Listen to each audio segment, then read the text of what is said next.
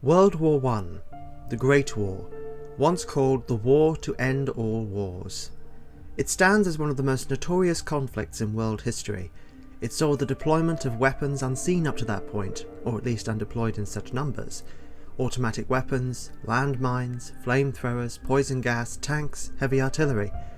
For 4 years, Europe was turned into a battleground, the land bisected by trenches and churned into a mass of mud.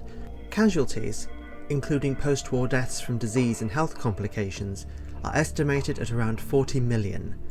The social and mental impact of the war, both on veterans and the wider public, is so vast that people are still coming to grips with it. It is a turning point in history, a dividing moment. So why isn't it featured in more fiction? Welcome to this final episode of the current season of Author Talks. I'm Thomas Wrightson, author of The Cluster Cycle, and this episode will be a lot more formal than almost everything else I've done up until now. With this passing November 11th, originally and in some parts still called Armistice Day, now commonly called Remembrance Day, a thought struck me that turned into this fully scripted episode of Author Talks. How is the First World War portrayed in fiction? The impact of World War I on fiction in the generic sense is undisputable. As quoted by Dwan J. Macmillan in his essay Fictional Facts and Factual Fiction, the scholar R.W.B. Lewis stated that one of the fascinating themes in literary history is the impact of a great war upon the creative imagination. The impact of that war is notable in much crime fiction of the time, as covered by Lucy Worsley and Caroline Crampton in their works on Golden Age detective novel authors. The war even directly influenced through some writers, such as Agatha Christie or Dorothy L. Sayers or John Buchan. But if we look beyond the generic influences for stories set directly within the trenches or in the sky, we find surprisingly little on a first glance, especially when it comes to its creative or imaginary use. By contrast, World War II has too many to easily count, both realistic and imaginative. There are good reasons for this. World War I is a conflict we still have a hard time coming to grips with, even more so now all the veterans who could tell us in any detail about those events have long since passed on. In the near future, we shall have a similar situation with veterans of the Second World War, but also, in comparison to the Nazi threat of World War II, World War I had far fewer concrete antagonists for reasons too complicated to go into. If anything, popular culture increasingly sees World War I as a senseless tragedy, rather than the ideological war of good against evil that World War II is portrayed as in fiction. This discussion could go into depth, but there are more scholarly works for that.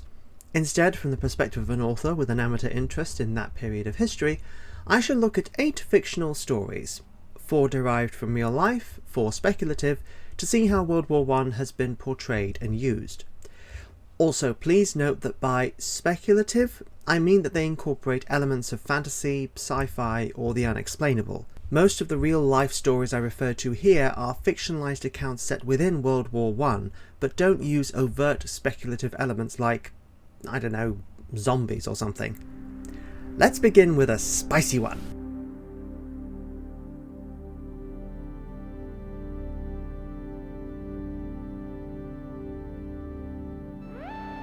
Erich Maria Remarque's 1929 novel All Quiet on the Western Front, Ich weiß nicht Neues in the original German, has gone down as a classic anti-war tale, based on many of Remarque's own experiences fighting with the Imperial German Army. Following a troop of young soldiers, it is an unfiltered and unflattering depiction of the war and what it did to people, the physical and psychological toll it took on the youth of a country who were sent to die for a cause they didn't understand. Remarque summed it up himself in the opening passage. This book is to be neither an accusation nor a confession, and least of all an adventure, for death is not an adventure to those who stand face to face with it. It is simply to tell of a generation of men who, even though they may have escaped its shells, were destroyed by the war. Its lesser-known sequel, The Way Home, more literally followed the physically and mentally scarred veteran returning to a ravaged and defeated country. Remarque's work is credited with launching the war-based semi-autobiography subgenre. It also nearly got him killed, as he had to flee to Switzerland and then to America as the Nazis rose in power. Suffice to say, the Nazis did not like the book. It's a novel that is still hard to read today, and somewhat overshadows many other efforts set in that era.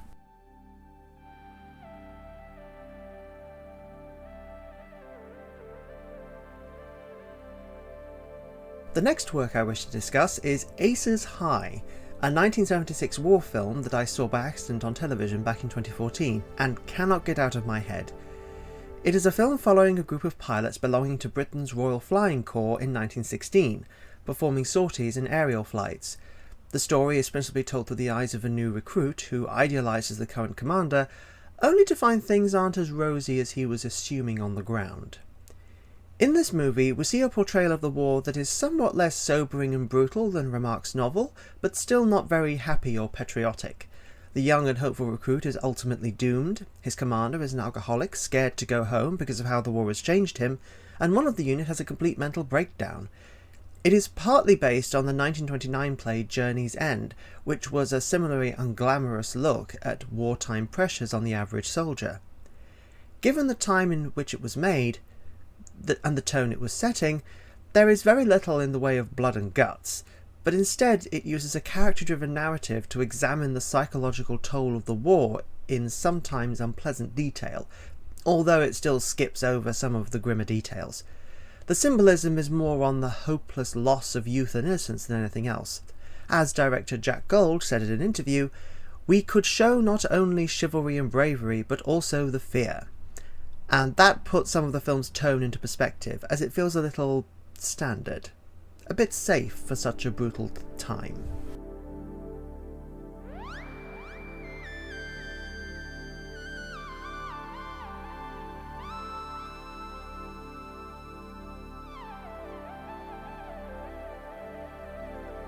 The next work is not the conventional sort of thing. It's not fantasy, not sci-fi, but it can get slightly outlandish. The fourth and final entry in Blackadder, a black comedy series starring Rowan Atkinson as different scheming members of a family from the late Plantagenet times to World War I era. Blackadder Goes Forth was controversial in its day because it was a comedy set amid one of the most terrible conflicts in history. When it was broadcast in 1989, a large number of veterans were still alive, and some critics and historians have taken exception to the series' portrayal of life in the trenches and military leadership. Richard Curtis, the series' co-writer, defended the setting as a time when different social classes were brought together on common ground, while Atkinson said the team wanted a setting similar in style to their original series in medieval England. The series, placed during 1917, takes a funny slant on real or recorded events of the time: drumhead court-martials, unlikely spies, the antics of the early Air Force. But the final episode turns mostly serious, with a push into no man's land unavoidable, and everyone is presumed to die going over the top, the tactic of pushing forward that saw a large number of the fatalities in the war. This ending is harrowing, especially when contrasted with the rest of the series. Each Blackadder ends with at least its lead dying, or someone else dying in his place, but in Blackadder Goes Forth, the losses of the war across all classes and ranks, regardless of any previous scheming or animosity, means that it manages to treat those who fought in the war with deep compassion. A bit of a contrast to what the series might be seeming to do when it starts out.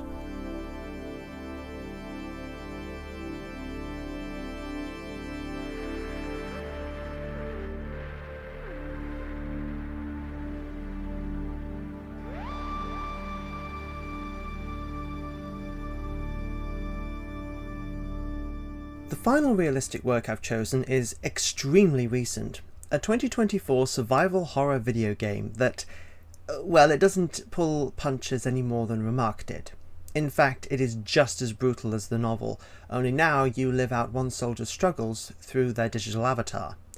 Conscript is set during the Battle of Verdun in 1916, and follows conscripted French soldier André as he is torn between searching for his brother Pierre and following the orders of his superiors as the German army attacks.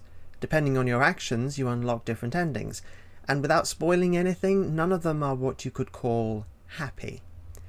This game is by no means the first to tackle World War I in interactive form, although it is one of a recent string of titles that use horror to tackle this period, generally within the trenches that crisscrossed the European landscape, but in contrast to other titles, Conscript doesn't use fantasy and dreamlike delusion to obfuscate its premise.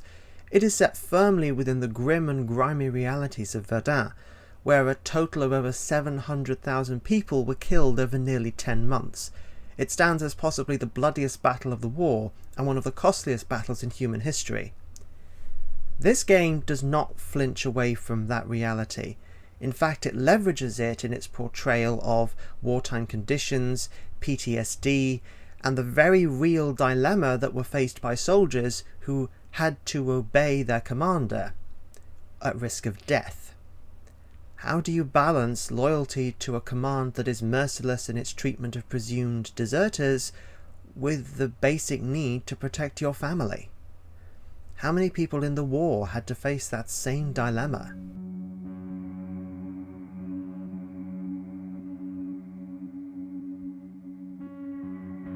Through the 4 examples I've cited here, realistic portrayals of the war have slowly shifted. Early on it was treated with deadly seriousness, though it became more open to perhaps romanticised or even satirical portrayals as time progressed, and today we are more willing to explore its bloody side. But a thread running through all of this is a focus on the people in the trenches. Not glorious units storming islands to raise flags, not grand spy schemes diverting enemy troops, not taut sea battles against symbols of national pride. World War I fiction focuses on the everyday soldiers who fought and died in the trenches, perhaps died for a cause they could not understand or didn't believe in anymore. And now we've done the realistic side of World War I fiction, as represented in a book, a film, a television series, and a game. Let's look at 4 examples from the other side of things. The speculative, the weird, the outlandish.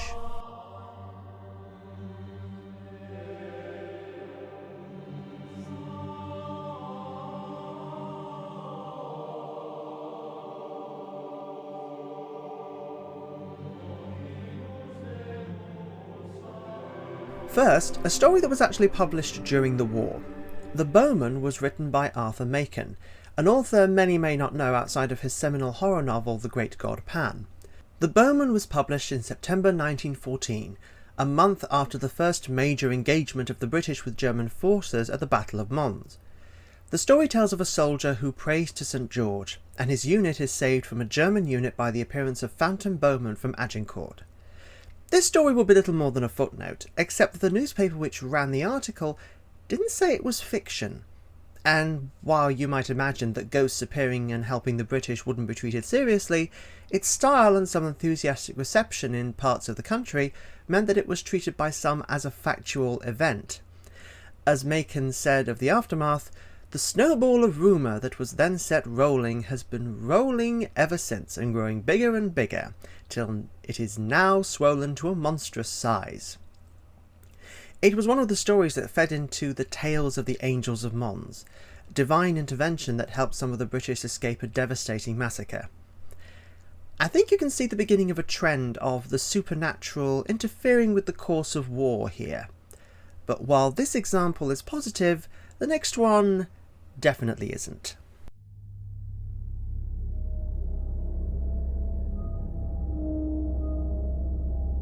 Our next offering is from a modern era, a film first released in 2002 to dismal reception and financial failure. Death Watch follows a small group of British soldiers who take shelter in a trench during a bombardment and encounter a small group of German soldiers scared out of their wits. Soon all the soldiers must face strange evils appearing within the trench, including homicidal barbed wire, churning earth, vicious rats, and an insidious, growing insanity. This story is from the modern de-glamorizing era of World War I portrayals, and blends it with a fantasy horror scenario that is more than unsettling.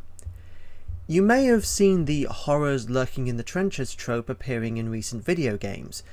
Amnesia the Bunker's one of them, we'll talk about that possibly later, but it's different here.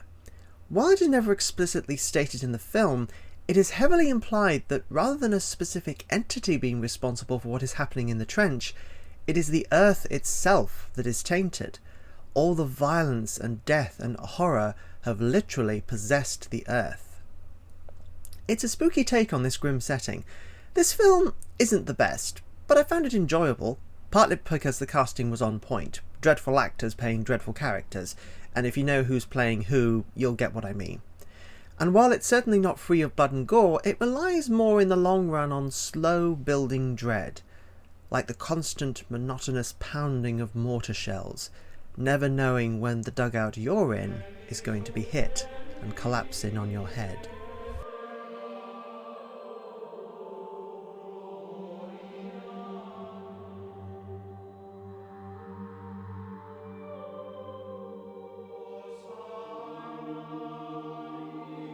Would you believe it started raining outside when I moved into this section of things? I wonder if Death Watch is cursed as a film.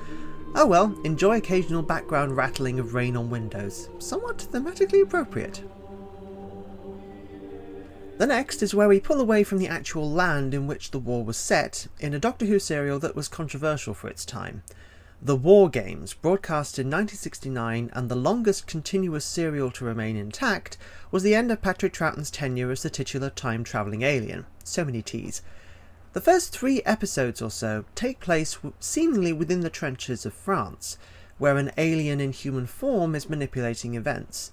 But it soon becomes clear that rather than World War I, the Doctor and his companions have landed on an alien planet being used to conduct lethal war games, cue title drop, training humans into a brute force army for an alien conquest of the galaxy. The serial has its weaknesses, its length and production issues being among them, but the initial intrigue of alien influence within World War I is arresting to say the least.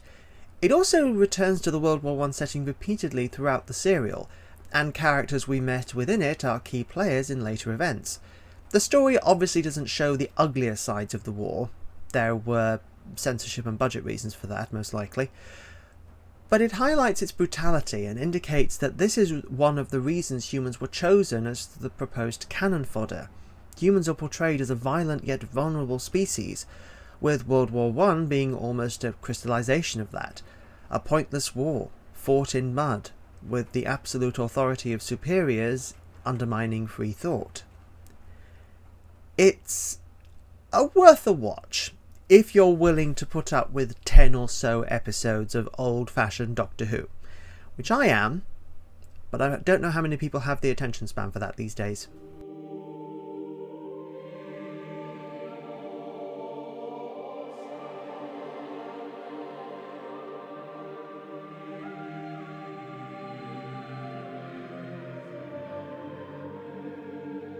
And now to the video game example, this time one from Japan.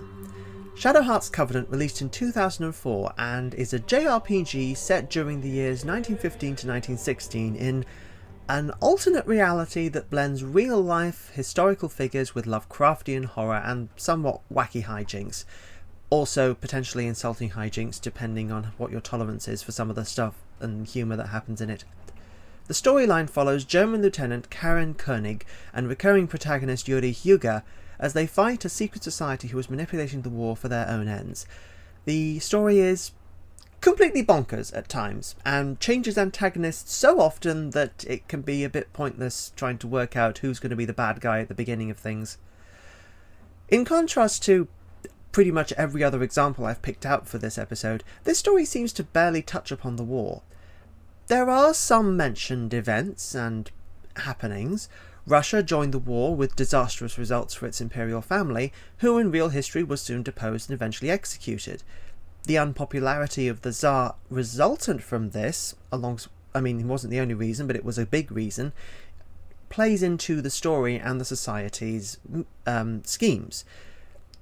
The Lusitania, the sinking of which brought America into the war, is brought up as part of the secret society's machinations. And an unleashing of negative energy dubbed Malice is timed with a point when the war escalated to a terrible degree.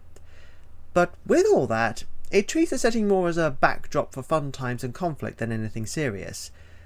Which is forgivable to a point. This is alternate history we're talking about. But the fact that it picks this particular time period for this kind of game and this kind of story it can make it easier to just detach yourself from the events. But then that's the problem with a lot of interactive experiences. They can kind of separate you from any real-life event that they're touching on. See any survival horror set in this period.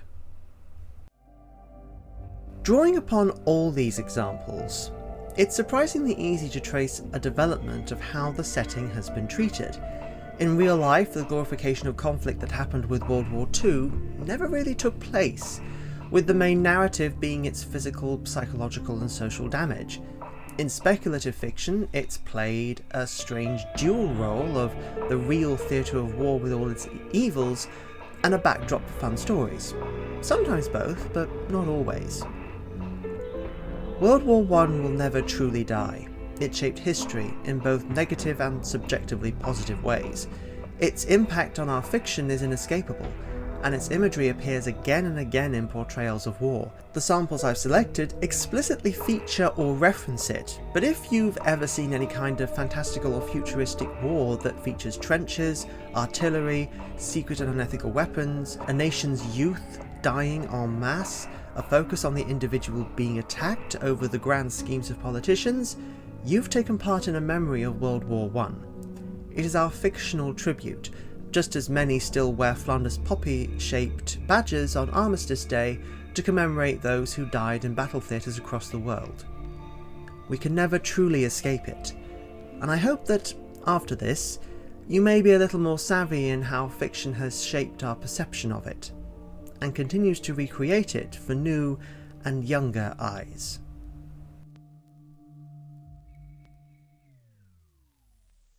Alright, that's enough doom and gloom, time to start the jazz!